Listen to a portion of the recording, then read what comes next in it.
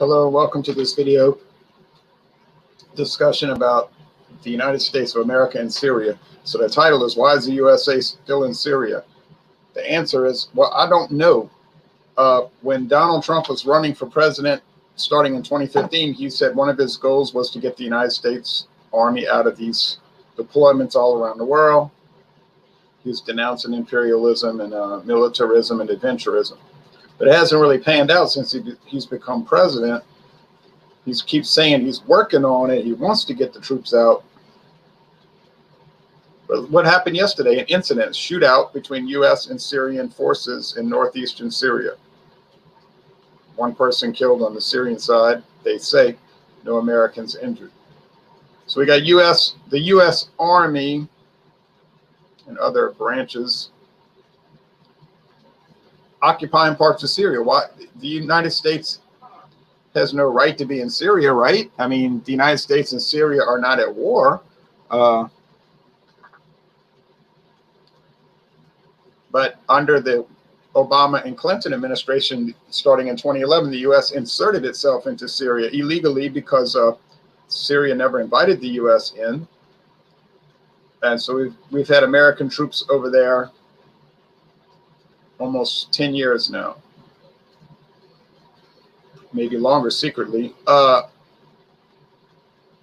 Now, Obama was very aggressive towards Syria, and he tried to get the Congress to go along with like a bombing campaign when they claimed Syria was using poison gas on her own people, on its own people. That's what they say now. They don't use masculine and feminine for countries, but I'll still use that, like her own people. We were actually taught that growing up, going to elementary school, that you refer to a country as her own people. But he couldn't get the Congress to go along with it, and the American people were turning again. I'm drinking Oscar Blues Mama's Little Yellow Pills. My friend David gave me. They got a new updated label. This is the last of the old label. Earlier 2020, really much improved beer. Anyway, much improved from that original 2009 recipe, I find. So, but people were turning against that, and the U.S. been in Afghanistan for nearly 20 years, and so that helped Trump get elected, because he said, one thing that I think brought a lot of animosity towards him was in 2015 saying he wanted to adopt a neutral policy in the Arab-Israeli conflict. He hasn't done that, but he said he wanted to, and that brought a lot of anger towards him, I believe. But I think he wants to do it, perhaps. He's got a lot of advisors that give him, I think, bad advice. They are imperialistic and pro-war, really. What we call the neo-conservatives. But he might be waiting it out, and if he gets reelected, then he can really bring in his program.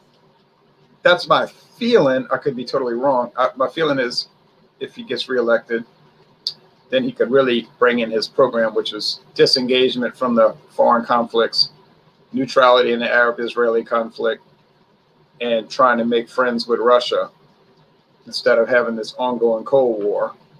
He seems more antagonistic towards China, but that could be just a pantomime, you know what I mean, a put on.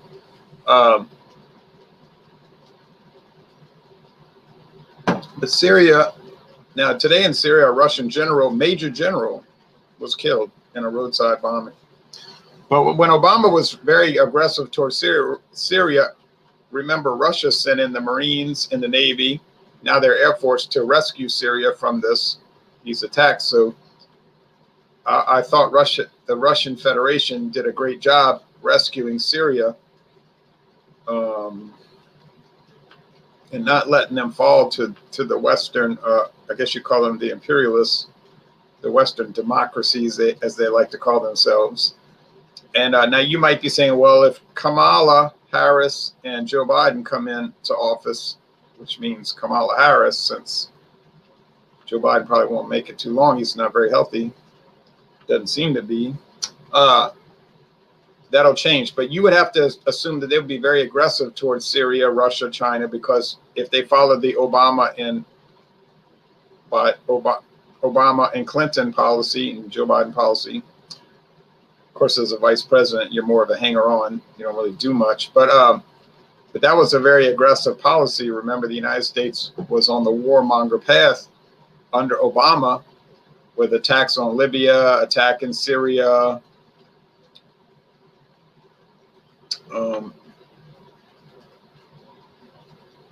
seemingly seeking out conflict with Russia. So, not to say Trump hasn't either. So you would have to assume it would go back to that, that approach. We want to look at I'm going to look at a screenshot now of the Syrian civil war map. So let's look at screen share. Biden is the Trojan horse. Yeah, but I don't think, but see, in the Trojan horse story, they didn't know what was inside the horse. But here, everybody knows. You know what I mean? Liberal, moderate, conservative. Everybody knows that she's the real candidate. So I don't think that's really necessarily a good analogy, because of the situation with the frail Biden being so frail and having seems like he seems to have senile dementia. So, but yeah, I see what you're saying. But let's look at this for a moment. Screen share.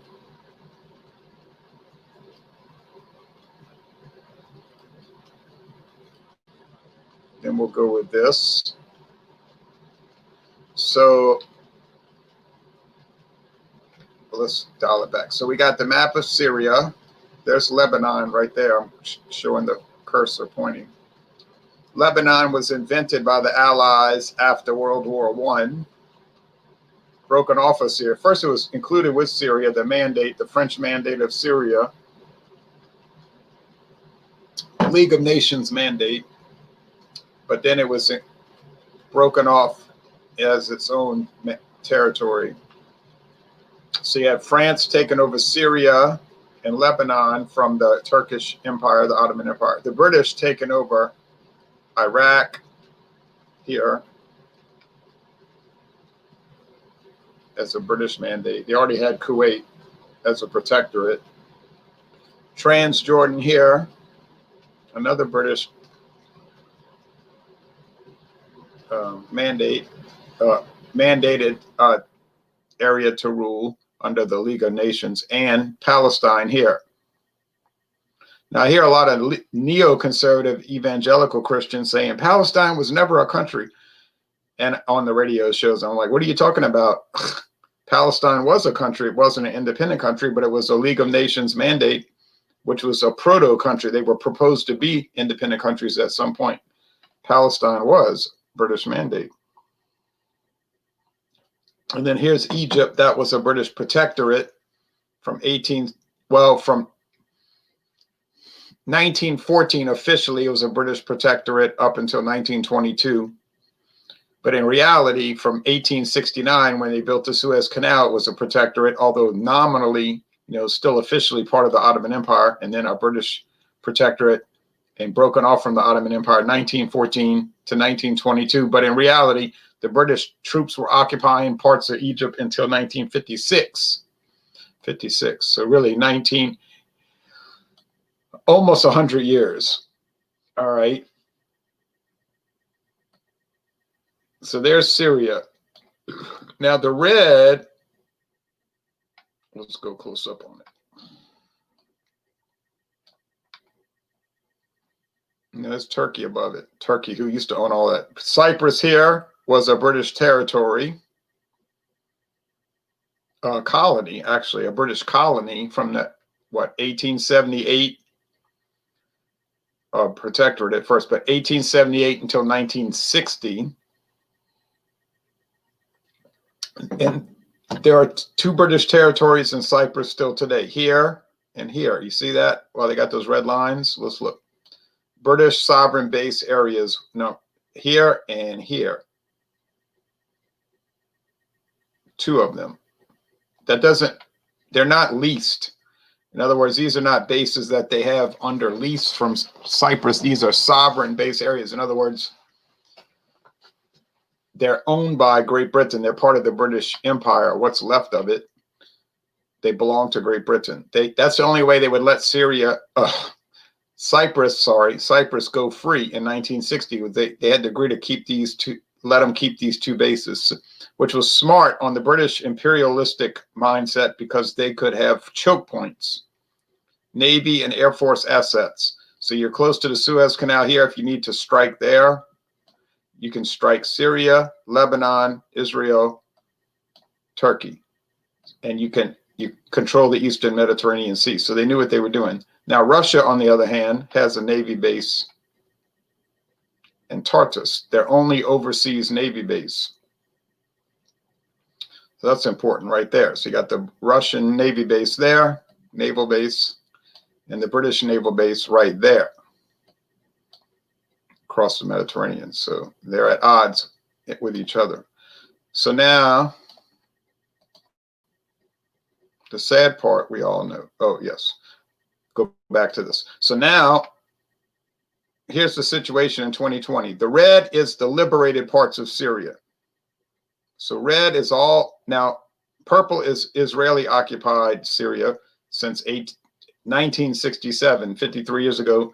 The Arab-Israeli War of the Six-Day War lasted 6 days, 1967. Israel seized the Golan Heights.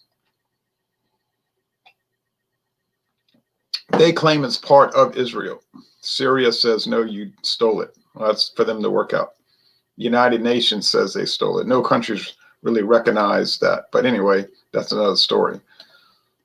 The green, now, so the red is the liberated parts of Syria. When the U.S. under Obama tried to overthrow Syria, really, they had gotten the red way down to, there was hardly anything left. But then when Russia came in to help Syria, they started to liberate their country from the occupiers. So all of this red is under the control of the Syrian government now. These gray pockets are ISIS, Islamic State. They don't have too much left. They used to have the whole eastern Syria and northwestern Iraq, but they got booted out. The northeast is the yellow is the Kurdish area. The Kurds have been trying to set up their own nation state since World War I, when they were overlooked by the Allies. So see all of this and this part of Turkey and this part of Iraq. See this area here? They want to have their own country called Kurdistan, but they've never been able to get it. So they've had constant ethnic problems up there for 101 years. Here's the Turkish part in gray. Green is Turkish-supported rebels. Green down here is American-supported rebels. And the Americans are also in the Northeast claiming to help the Kurds fight ISIS. Claiming, at least. Now, Russia and Turkey signed the ceasefire earlier this year. They had some clashes and they were on the verge of war.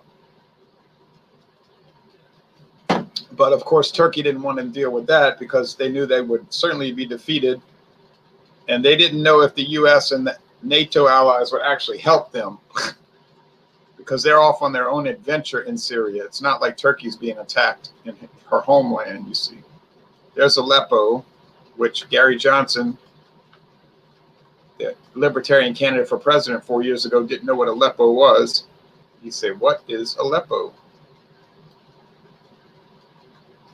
Pro-Assad forces target with heavy artillery shells the village of Kafr al-Weed. So the green is still controlled by rebels. They're supposed to be moderates, but everybody knows they're crazy radicals. Here's airstrikes by the Russian warplanes.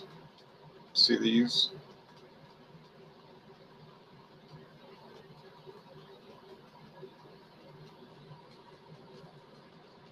Pro-Assad forces hit a civilian vehicle with an ATGM between the villages of Kafr Tal and Tadil in western Aleppo.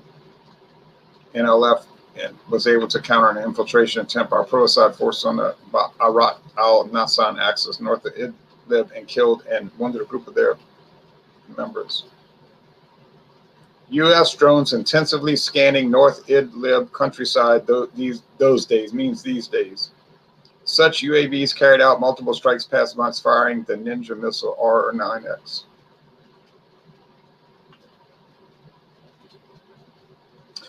Well, you can imagine there's going to be a lot more Russian airstrikes now after a major general is killed. We can't really imagine that Putin, the Russian president, would allow a Russian major general to be killed and then that would go unchallenged. So unfortunately, it's escalating over there, and you would have to assume that this area, the northwestern part of Syria, is going to be under some intensive bombardment, and who knows what Russia will do after our major general's killed. They've already got ground troops. Could that impact the ceasefire with Turkey? You'll have to see how they'll react. They're kind of busy with Belarus right now. There's uprisings in White Russia. And who is behind that? That makes you wonder if there's an Uncle Sam presence there. That would be a very bad situation. Okay, so the question is, why is the U.S. still in Syria? And my answer is, I don't know. But of course, I oppose the U.S. effort in Syria. I have from the first day. And I thought it was an invasion. And I said that I was hoping that Syria could defeat the invaders. And naturally, I was delighted when the Russians showed up in, what was that, 2013? Well, they were already there in the naval base, but when they sent the Marines in, I knew Obama wasn't going to bomb the Russians. He might bomb the Syrians. He wasn't going to attack the Russians, just like in Serbia in 1999. Bill Clinton might bomb the Serbians remorselessly, but he wasn't going to attack the Russian Air Force base. Even old drunk Yeltsin said, don't try it. And then it wasn't long after that Yeltsin was out because he had such a terrible drinking problem.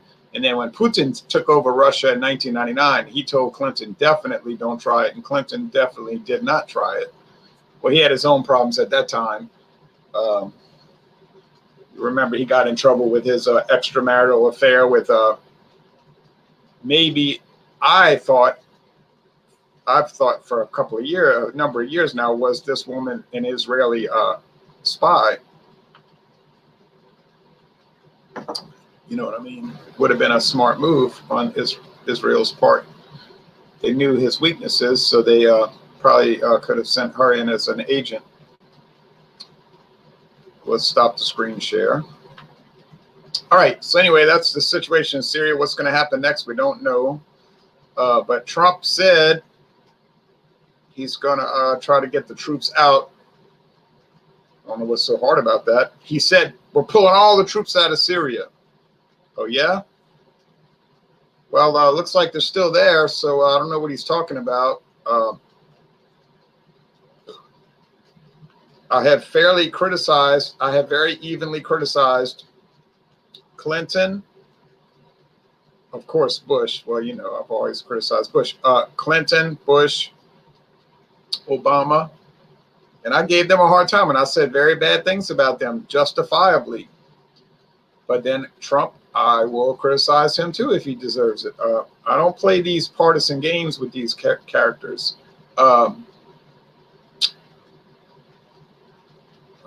If anybody thinks I'm wrong, they're welcome to come on here and do a live counterpoint. I'll give you up to 30 minutes. Can't use bad language. Got to show your real face and your real name. Other than that, well, you can say whatever you want. I might have a counterpoint. You know what I mean? I might come on after and do a follow-up. On the other hand, I might agree with you and come on and say, well, actually, I agree with this person. They changed my mind, whatever. We'll see. But so that's the story. We still got these foreign adventures going on. It happened under Republicans, happened under Democrats, happened under more Republicans, happened under more Democrats, happened under the current Republican. If the Democrats take over, it'll happen under them. So we really want to do what the what it says down there. It's backwards, reverse for me. We got to do what it says down there. We got to be anti-war. Got to oppose these wars. And we got to be anti-imperialism. Anti-imperialist. We have to oppose American imperialism. You say, what about British and French imperialism? Well, yeah, but I don't live in Great Britain and France, so I would have to focus on the country I live in, you see. I don't live in Russia, so I can't focus on Russian or Chinese imperialism either, you see. I'm focused on the United States. I will give Trump, okay, let's look at this comment. I will give Trump for not getting us into war with Iran over a stupid drone, despite Bolton and others' urgings. Yes, they were pushing hard for that, of course. They thought, oh, goody, we have our chance. We can push Trump into a big conflict and perhaps invade Iran. But he didn't fall for it. Now Bolton turned on him and said all kind of bad things about it. I thought Trump should have never hired that guy. I knew that guy was a major neoconservative warmonger imperialist. But maybe he hires people like that so he can watch them. I know he reads a lot of right-wing literature, so he might figure that he could do like Michael Corleone said, keep your friends close, but keep your enemies closer. You know what I mean? He might have that kind of thinking. He might just not know what he's doing. But it seems that he does sort of know what he's doing, and that a lot of what he does is Jedi mind tricks. I don't know this. I think that Trump may have been using Jedi mind tricks on people over the years, you know. So I don't know how it's going to work out in November for him. Although as the days go by, it does seem more favorable towards him. But whatever, that's neither here nor there. This is not about an election. This video is about the Syrian issue. So anyway, thanks for watching. Ronnie S. was talking about doing a series of videos about U.S. foreign policy, but we only did one, the Spanish-American War, so I'm still waiting on him.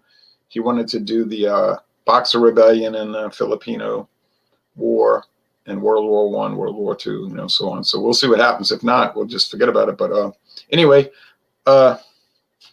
thanks for watching, and everybody take care and keep fighting the good fight, I guess we should say.